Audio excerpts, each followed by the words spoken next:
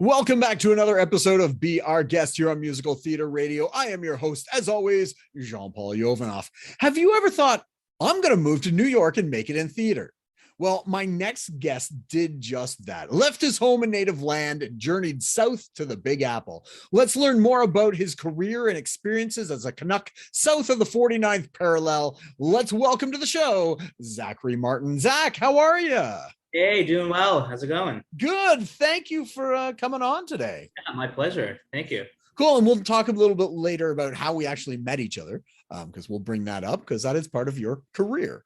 But before we get to all that fun stuff, we always like to get to know the guest a little bit better. So in 30 seconds, who is Zach Martin? The 30-second bio of Zach. All right. Put me on the spot here. Okay. Well, 30 seconds or less. Let's see. I am a Canadian actor living and working in New York. I have my green card. I'm basically an American, but just can't vote yet. And that's probably a good idea these days. Yeah, so I went to college here when I was 18 at Sarah Lawrence College. Wanted to stay, got my green card luckily to help my family. And yeah, just been working very actively in regional theater as well as some off-Broadway New York City productions, and also became a playwright in the past 3 years or so. So very nice. Congratulations on all that stuff. Thank you. So let's take it back to the beginning. Were you always into theater and musical theater growing up, or is that something you discovered a little bit later in life? I was actually. I was in the when I think I was 3 or 4 years old. My parents put me, it might have been 3, 4, or 5. I don't even know, but one of those ages. They put me in the Canadian Children's Opera Chorus. So growing up, I got my, learning how to read music and kind of getting my first stab at things there. And then eventually that brought me to Randolph Academy for the Performing Arts in Toronto. So where I did a number of shows there with their Toronto, with Randolph Young Company, their youth theater. Nice. And are you the black sheep of the family, or is it an artistic type family? I really am the black sheep in the family. I have to say that my grandmother, she passed away right before COVID. But she was a very big part of my life, and she was the one where I think I got my musical genes from. She was active on the piano all the time. Did a lot of shows at Camp Erewhon back in the day, one of the sleepaway camps in Northern Ontario, and that's where we shared our love of music there. But nobody else really in the family. There was a love of music, but nobody else really actually went about and did it. Nice. And obviously you went to school for theater, but I'm always curious, before you decided that is the career path you wanted to go, was there anything else? Was there anything in high school or anything like that you went, maybe I could do this, because you're kind of interested in that? Yeah, it's a really good point. A lot of people think of things as like, what's your fallback career? What's your, things don't work out. I don't like to think of it that way. I'm actually lucky enough to be able to do both. So I always knew. So the reason why I always wanted to go to school in New York. That was a given. I've always wanted to live and work in New York. It's a place to be, obviously, for theater. No disrespect to anywhere else. There's great opportunities there as well. But that was the dream. So I knew I was going to go to college there. And college and university mean two very different things in Canada. College is more, it's a trade school, whereas in the United States, university and college are kind of interchangeable, like 4-year undergraduate program. I went to college here, but that would be interpreted as I went to a trade school. And so there is not musical theater or theater, straight acting offered at a university level in Canadian terms in Canada.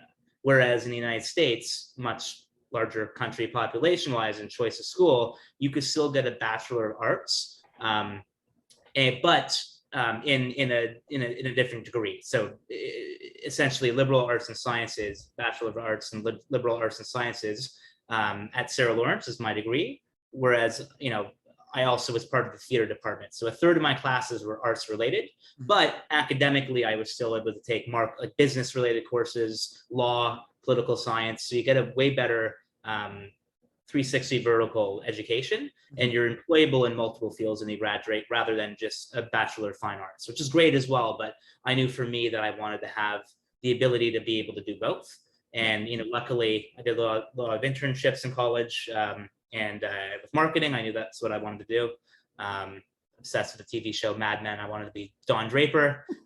So in digital terms, Facebook ads and that stuff. So that's my day job. But at the same time, I don't think of it as a fallback. It allows me to be able to be an actor in New York City, to live and work in New York City. And I've been able to do both. I actually worked remotely even before COVID. So that when it was a thing with people didn't really understand, I was one of the OGs of remote work, because I was working at Actors Equity or Pearl Studios or Ripley Greer or whatever audition place in New York City. I was there at the crack of dawn in line.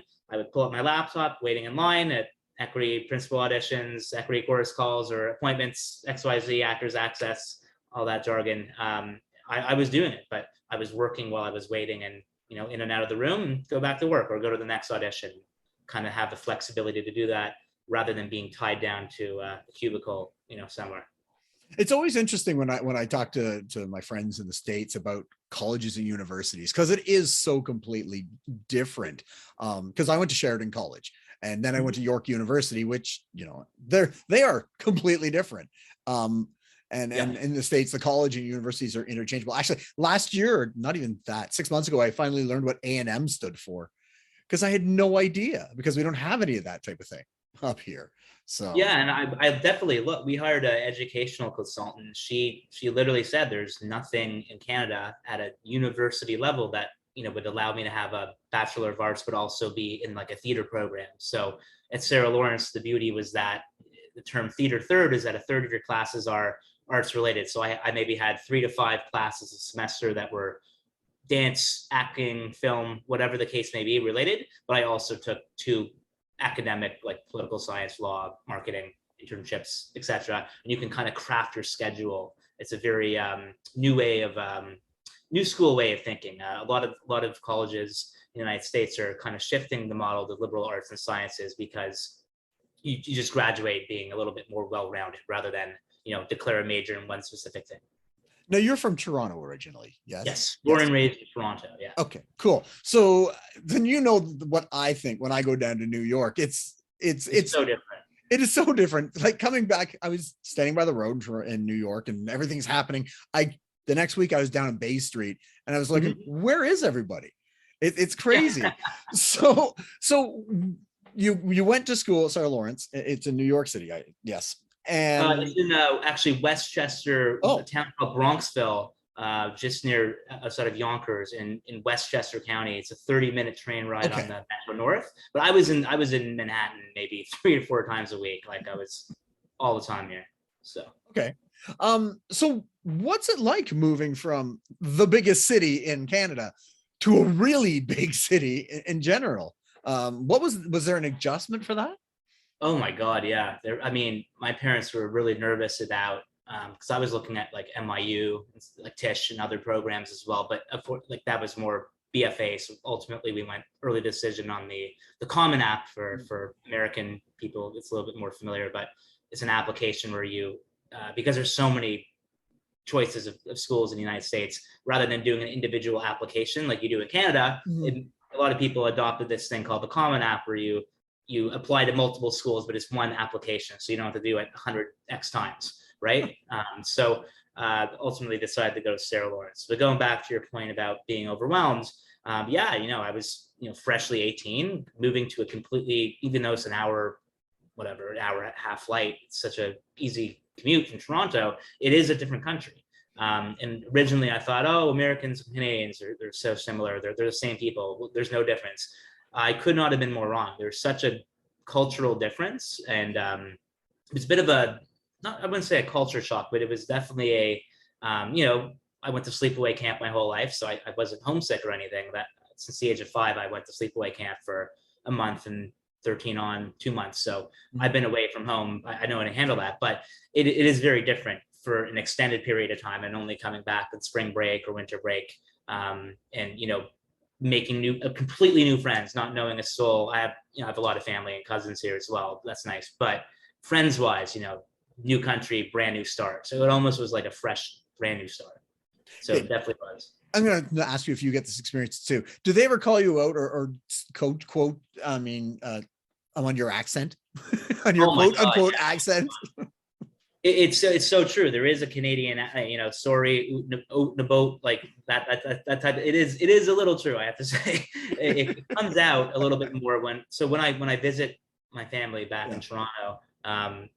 When I come back, my friends notice like, oh, your Canadian accent is slipping out. But when I come back here, I'm so Americanized now that I kind of like adjust. So it's like it changes based on what you hear speech wise from people, depending on geographically where you are. Yeah. And I get a lot more because now that the pandemic with, Zoom and talking to everybody all over the States. Yeah, I get it. They always, are you Canadian? Like, you definitely hear it. Yeah. I used to, that was one of my, I was naive. I used to think, oh, no. We sound the same, but no, that really, Canada is the second biggest country in the world. Like there's so many different regions, different accents, like Nova Scotia to the prairies, to Toronto, to, there's different accents, just like there are in the States. So. Yeah. It's just funny whenever I call down. So you went to Sarah Lawrence for how long? 3 years? 4 years, yeah. 4 years, so I okay. Undergraduate. I studied abroad my junior year, in Canadian terms, third year. Okay. Studied abroad at the British American Drama Academy in London. And it was incredible. It was great Shakespeare training. To be honest, selfishly, I used, it was basically an excuse to travel every single weekend because it's so darn cheap to fly there, right? So that was another reason why I decided to go. But the training in Shakespeare and high comedy, it was a conservatory style training program that I got. So it's something, if I were to go to a Sheridan College or a Tisch or NYU Tisch or that like a Juilliard or some sort of program like that where it's a conservatory, I got a taste of that for a semester. So it was definitely very useful as an actor, that type of training. Rigorous, 9 a.m. to like 6:30 p.m. Sometimes lectures and required things on the weekends as well. So that limited travel sometimes, but definitely got that really good training. Nice. So you finished school, you moved, were you living in New York or were you on campus? That's I was living on campus. So in America, it's common a lot, depending where you are, it's pretty common to live on campus all 4 years. Whereas in Canada, like your freshman year, you live on campus, and then sophomore year on, second, it's Canadian term, second year on, again, very Americanized, second year on, you live off campus. Like you get an apartment with friends or a house or a Queens or Western, those are like the two that everybody usually goes to. But in the States, depending where you are. So at Sarah Lawrence, I'd say like 90% of people lived on campus all 4 years. Interesting. So once you're finished school, you moved into New York. Mm-hmm. What was your next step? What did you do? Yeah, it was, oh my God, it was overwhelming. I mean, I'm sure people who are graduating or just graduated, I can't even begin to imagine what it was like during COVID. That's a whole nother story, but it's overwhelming. Obviously, it's like, all right, what's the next step? What's going to happen? And luckily, right after I graduated, I was lucky enough to get cast in my third season of Summer Stock Theater, the Woodstock Playhouse. So I literally went right up upstate to the Woodstock. It's kind of near where the Woodstock Festival happened in Bethel Woods. Mm-hmm. Most people don't know that, which is a little further down. But the Woodstock Playhouse in the town of Woodstock, New York, we did a summer season, my third Summer Stock season. We did Sweeney Todd, Spring Awakening, Chitty Chitty Bang Bang, and God, what was the other one? I'm blanking out on the other one. But anyway, it was a great season. And then that took me to the end of the summer. And that's when I kind of officially moved to New York City. So I got like a micro studio apartment, no US credits. That's a whole other thing, getting an apartment in New York City. I won't even get into that rabbit hole. That's quite a nightmare for anybody. But getting like a place that accepted international students, that type of housing. So I got this micro studio, and I was there for about a year before I had to go home for a year and a half for my green card processing. But my student visa, you get to, it's called OPT, you get to work for a year after you graduate. I was lucky enough to get cast in a workshop right when I got back, like literally right when I got back. That doesn't usually happen that fast. So it's a show called Molasses in January. There were 2 workshops, and then 3 years later, they did an Broadway production of it, and they offered me, because I was the leading role, Mhm. but they offered me to do it, but my green card wasn't processed. I was like, oh my God, I'm Uh, I'm so disappointed. And then literally when I moved back, finally about a year, half a year into it, I can't even remember, they did a second off-Broadway production. So I did do that one. So Oh. that was, but going back to your point, yeah, I had that all lined up. And then I was lucky enough to do two other shows during my, kind of just under 1 year period of being able to work. So I did another show, the Sherry Lane Theater, called Theater for the New City in the East Village, and a few other workshops as well. But just auditioning and living and working. And then I also did a previous internship during college that led to a paying job in marketing. So that's kind of what I was doing to, working remotely, going back to that point, kind of doing both. So that was the early stages of what I do now. Well, that's fantastic that right after school you got work, and then you got more Yeah, work. it was, yeah, I mean, it was, it's so different now. Like everything changed with COVID, but this was at a time, I feel like I just turned 29. I feel very old saying this. It's like back in the day how we used to audition. A lot of people vividly remember that, but it used to be you wake up literally. There's non-union versus union. So and then there's equity membership candidate. It's a whole nother thing I can get into, but you literally wake up at the crack of dawn, like 5 or 6 in the morning. You wait in line all day.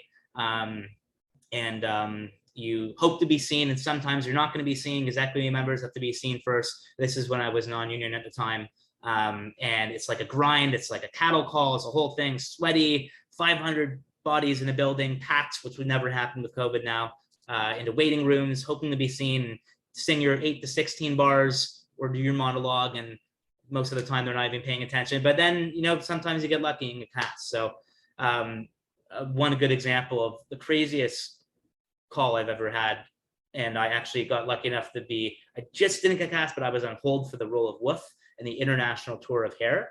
Oh. There was this crazy situation where people, I think I got there at 4 a.m. with my buddy Eric, and we were just sitting in line. We're just like, oh, bro, this is like awful. Like, oh, I don't know how much longer I could do this. Like, people are burning out. It's like, and it was like not even audition season. It was like in the summer, and I got to the waiting room, like it was like 9 o'clock when they opened the doors, and then somebody said like, oh wait, we're not going to honor this list, which is, this whole thing was this unofficial list that people write their name as an honor system, and people cheat it and stuff, but like most of the time people are genuine human beings and they honor it. And the monitor said, wait, I don't think we're honoring this list. And then everybody just rushed at the table, and it was like, oh my God, it was like every man and woman for themselves, and like pushing each other, and then they're like, oh wait, we will. But it was this like, oh my God, I just got up at like 3 or 4 in the morning, and like, are you telling me that because I waited in line for nothing? Like, what's happening? They'll communicate. So it's just, that was so common. And then now COVID changed everything. Auditions are virtual now, at least the first round most of the time. And then if you're invited for an audition, that's mostly your digital online presence is so much more important now rather than in person. So while it's nice not waking up at the crack of dawn and waiting all day, I do prefer in person, because there's just nothing more authentic and better than that. It's You're your own worst critic when you're doing self tapes, and it's this whole world. It takes the joy out of it a little bit. Well, it is nice, not work-life balance is a little bit better, but I do miss the good old days of social thing too. Seeing people, oh hey, how's it going? And you see the same people that your type. So when you're called in for certain things, you see the same actors and that you usually are going up against, and we're all friends and stuff. But it becomes like a family, right? It's you meet the same people because you're going up for the same parts, or just in general, and you get to know each other, and it's a great way to just network and build everything. But I understand why you have to do the auditions virtually now, but everything is so lost that way. Yeah, and it just it's I think it's very unfortunate, because a lot of the magic has been taken out of it. I mean, the Broadway, off-Broadway community, it seems like it's big, but it's actually really small. Like you everybody knows everybody type of thing. So it's pretty simple. Yeah, I've been finding that just talking with people. I'm like, oh, they know this person, they know this person who knows this person. I'm like, yeah, it's crazy that way. Bizarre. So you had to leave, you came back. What year was that you were? Oh, God, it was trying to remember. It was 2016 to 17. Okay. And so summer of 2016, as I graduated in 2015, summer of 2016 till the fall of 2017. Okay. That's how long it took. Wow. Is that normal? Or is just like, Oh my God, that's you're lucky at this point if it's that well, that now, yeah. at this point. It's so like I'm supposed to be like eligible to be a dual citizen this fall. Okay. And because they're so behind in their processing, it could take years before they have to stamp this one last thing before I'm able to even apply. I can't, even though I'm technically, eligible, this one last thing they have to, it's a whole thing. It's COVID backlogs and it's a nightmare. So it's unfortunate, but I'm lucky that I am able to work here, and the most important step's over with. It's just the final step of the journey, the naturalization, that takes a while. So you were in the city, you were working, you got to perform at 54 Below. What was that like? I've performed there a couple, twice there. It's a really nice space. It's a very nice, think of it as like Broadway's nightclub. So like a lot of people do their shows and they come and they do a show at 54 Below. So usually cabarets, there's some sort of theme towards it. And it's just a really awesome. I also, when I was interning for a public relations company, a theater public relations company, I got to meet Laura Osnes, who's like the nicest human being. God, who was it? I'm blanking on the name, but like a few Broadway stars, and we hosted an event for them. And this is like early morning, but it was just such a cool. It was so cool to be able to have been part of an event there.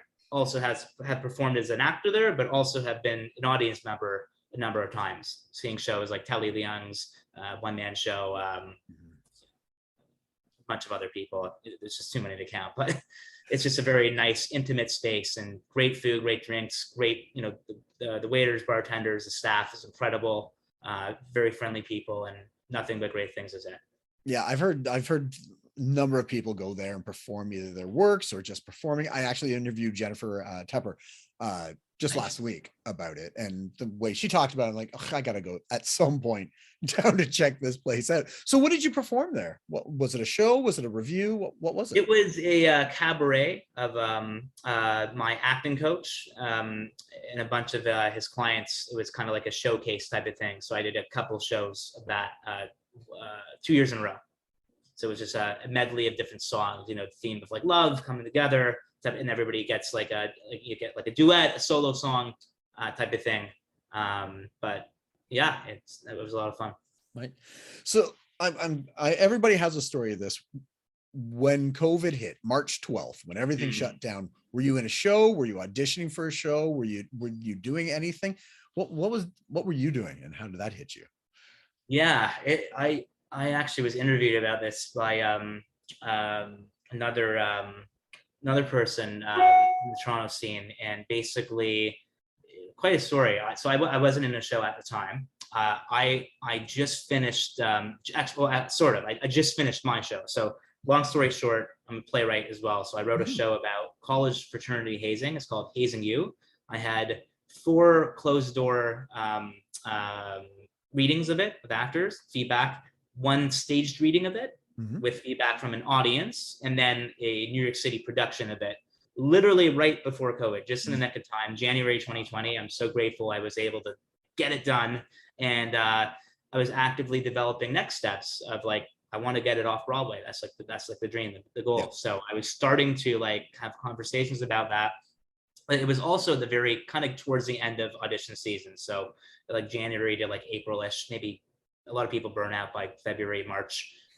It was just a really brutal audition season. I remember people were just getting tired. There was a few different incidents that happened in the building. I'm not going to mention the whole story, but there was this hashtag called Poopgate at one of the studios. It was quite a thing. I can't even remember where it was posted. There was this forum where we audition updates where people can say how's the line moving, what's going on. People would just like flood this forum of information, and there was this whole incident. So it became the joke. The cast of The Prom of Broadway made a music video about it. It was the whole thing. But it was a particularly brutal audition season, and it was kind of like strange timing. It was kind of like, I kind of felt like this is kind of like a nice like pause to like take a break for a second. And naturally, it was kind of heading towards that, like most things were cast for the summer or beyond. And that's kind of a bit of a slowdown as we approach the spring and summer. But I was at it turned out to be the last night of Broadway being open. I was like looking at people, and I would just kind of like go like, oh yeah, it's just a cold or the flu, because we didn't know any better at the time. So I was like shocked at seeing some people, not a lot of people, with masks, and I was just like, I was thinking people were overreacting. I saw West Side Story on Broadway. This is March 11th, 2020.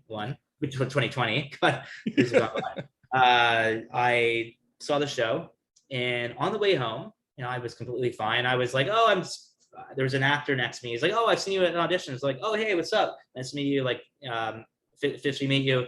And he's like, put his hand out, and I made a joke. I remember saying, oh, maybe we should like, elbow, this whole virus type of thing. He's like, oh yeah, probably a good idea. And there was like Purell for everybody. They were trying to get people to be comfortable to go in because it was just starting. Yeah. I was completely comfortable. But on the subway ride home, boom, Twitter, NBA season canceled, and then boom, Tom Hanks and his wife getting COVID. Yeah. And I was like, oh my God, this is like actually serious. And there was some guy who was like having a coughing fit near me. So I got up and like left, and I was getting like really spooked at this point.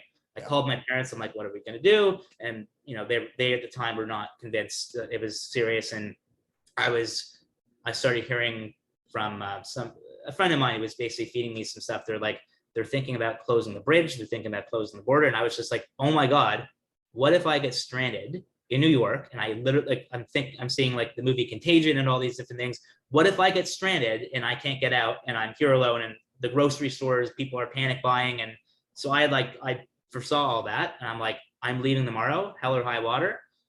And I rented a car from Newark, and I drove home, and a friend of mine joined me on the way because she was also Canadian, wanted to get out as well. And it was scary. It was like, at that point, I was like overnight changed. I was spooked, and I left work early. I signed off and drove to Toronto. And I think 2 days later, they closed the borders. And then my parents are like, you're making a mistake. Like, why did you leave? Like, I don't understand. And then they're like, oh my God, yeah, we're glad you're home. And everything changed like overnight. So that's kind of my story. Wow. And when were you able to get back across the border? When did you finally get back to New York? So I could have at any time, but New York was like the epicenter of the world at that point. Yeah. It literally was the epicenter of the world. So I wasn't comfortable going back. I was pretty cautious about COVID. Now I'm like completely comfortable and fine. But like before, I was like very, very, very paranoid about it. Like I was like getting angry at my parents. It was like this whole situation, like, two adult children learning to live at home with their parents again type of thing. It's very difficult. So there's, a lot of good family time, but also a lot of tension. So I was there for just under 6 months, like half a year. And then end of the summer, things were actually really good at that point. I was finally comfortable going back. But until I got my first and second shot of Moderna, I was like super paranoid. But as soon as I got my shots, I was like, I feel completely safe now. I trust science. I trust it. I'm going to travel. I'm going to not be worried anymore. And I haven't been worried since, to be honest. Nice. So you got back to New York, but the theaters aren't still open, really. Wait, when did the theaters open there? Like because it was really depressing. Because over the COVID times, the pandemic, I talked to people in England. I had friends in England, in the States, and here, and we all had three such different ways of doing things. Like in Canada, I remember everything just closed down March 12th and didn't open for like a year and a half. Nothing. There's no theater at all. England was up and down, open, close, which was insane. And then New York and the States were closed for a long time. But 2021, a full year. So I think it was August or September of 2021 to play Pass Over. was the first, I think, don't quote me on this, I think it was the first one to reopen, the open.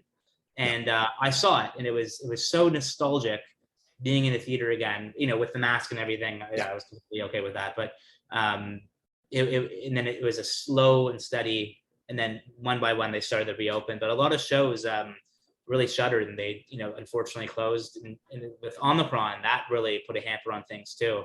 But the off-Broadway community has been decimated. Like there's just been, that's been really, really, really slow to recover. And that's mostly my scene right now. So I'm still feeling that, it's sad. So it's open, but it's also not, Broadway is, but to a certain extent, it's not, because it's such a risk to some producers now. Well, in the last week, lower shows, not quality. It's not the right word, but for like off Broadway and that type of scene. Yeah, because how many shows have closed just this in the last week? And we're in June of 2022, in case people are listening like 4 years in the future. Like so many shows just got announced, closed, right? It's crazy. Yeah, Broadway too. I mean, mostly Broadway, but the off-Broadway scene has been a lot slower to recover.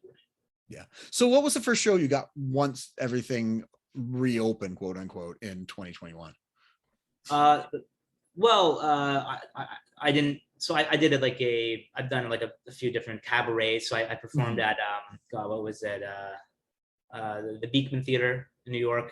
I did a cabaret on performance, Jacques Brel, his music. I did my good friend Don Mike Mendoza, who's also the in charge of Latino Productions, who produced my play Hazing You. I did a 10th, I think it was the 10th anniversary benefit concert in Washington, D.C. So I performed at the, I think it was Union Stage, I think that's what it was, in February of this year. I did a cabaret of that, celebrating, that occasion. I did a virtual play, The Boy Who Listened to Paintings, at the Theater for the New City. That was more in early 2021. And then my first in-person, actual physical production, off-Broadway production, where I met you, The Ten Commandments, the musical. I just finished that in May last week. Nice. Well, congratulations on that. I got to see you. So great job on that. Yeah, that was my first time in New York since October 2019, probably. Wow. First time out of the country since 2019. So it was very surreal. It was very surreal to be back. So what's on the horizon for Zach? So I spent a lot of time in Canada in the summer, family and friends and traveling and stuff like that. But it's kind of like my downtime, unless I get a show, like obviously I would come back to do that type of thing. But I'm slowly auditioning again, but at the same time, I'm really focusing on developing my play Hazing You to go off Broadway. So we're actually pretty close. We're actually contacting off Broadway venues right now to do some due diligence. My director, Stephen Cutts, I'm going to be touring some of our choices in the next week or two to kind of see the space and get a feel for the venue. And we're hosting a charitable event for TBD which one, but a anti-hazing organization at the end of the summer, either late August or early September.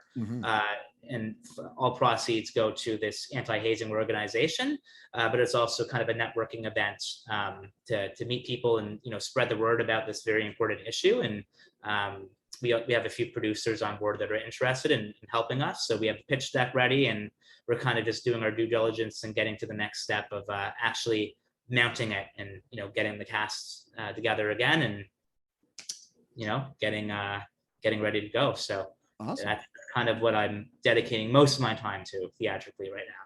So we're aiming to do spring 2023 for the off-Broadway production. What made you choose this topic? Or did it just come to you? It's something. I saw it as a really important in the world that we live in right now, that I've seen it in the news. I've seen a few movies on it, but I've never seen it being discussed, or the sole focus of like an actual story in the theater. To my knowledge, from what I've seen, there's never been a production about college fraternity hazing in the theater.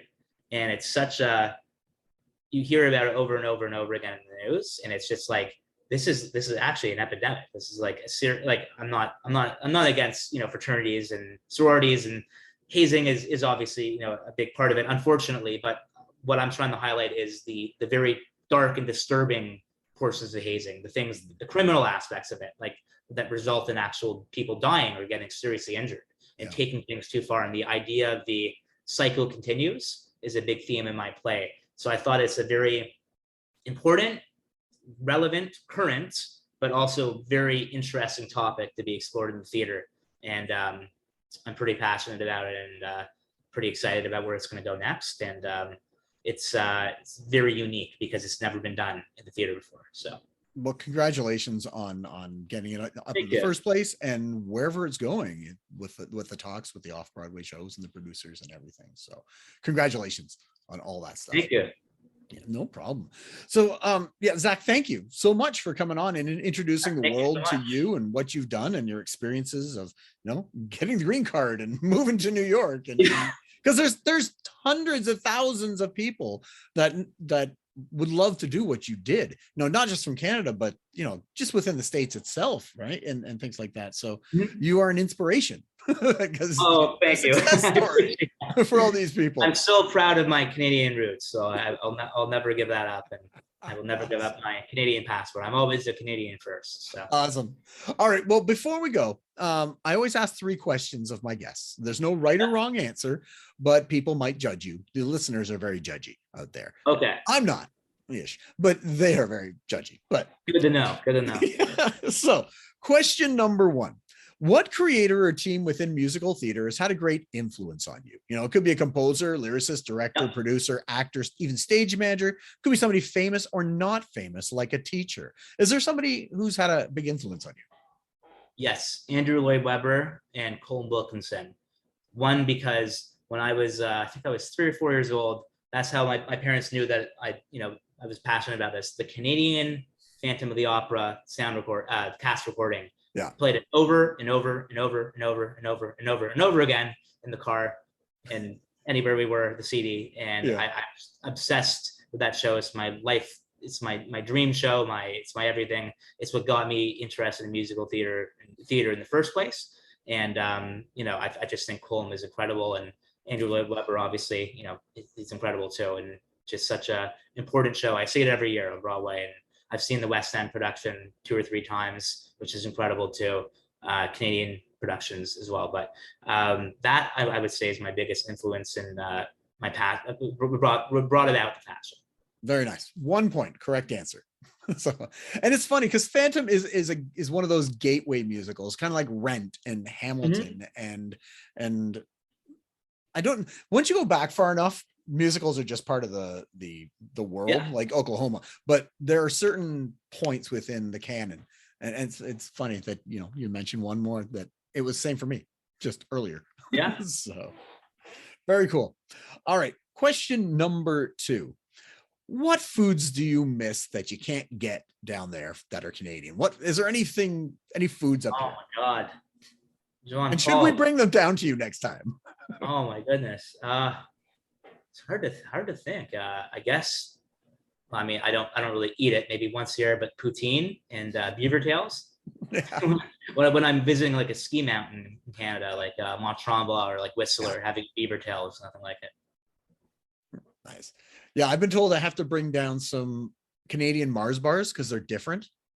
Because you know what? Different chocolate and things like that. You just reminded me. I don't particularly like it, but Americans are obsessed with it because they can't get it in the US. It's I think it's ketchup chips. Yes. Ketchup flavored chips. Yep. Lay's or whatever. I don't know what brand, but yeah. You know what? We should create a pipeline where I'll ship them down to you. You sell them on the black market to Americans. We'll mark it up. Yeah. We'll do well. Good answers. Correct answer. Actually, I'm going to Montreal this weekend. I'm going to have some poutine for sure. So nice. Yeah. Okay. Question number 3, and the one that they will judge you on because people are that way. Food in the theater or cell phones in the theater, which is worse? Ooh. It's a tough one. Depends. There's so many circumstances around it. I would say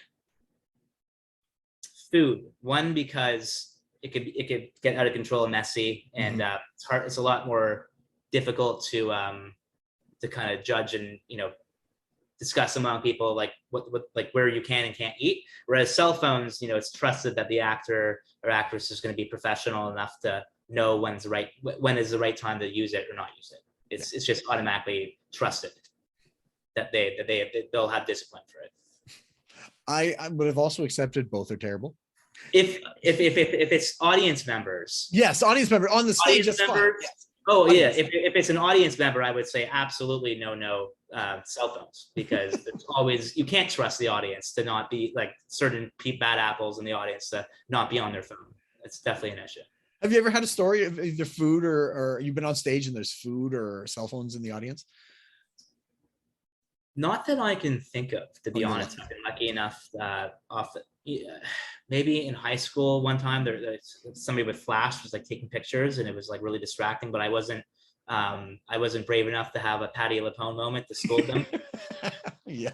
Awesome. By the way, Pat, I love her. That was an incredible moment a few weeks ago where she mouthed off to an audience member who was not wearing their mask, and she was absolutely in the right. And she has told people to put their phones down before in the middle of the show, and I think it's incredible. Good. And nobody in the cast or anybody else would fault her for breaking character or anything like that. You know what?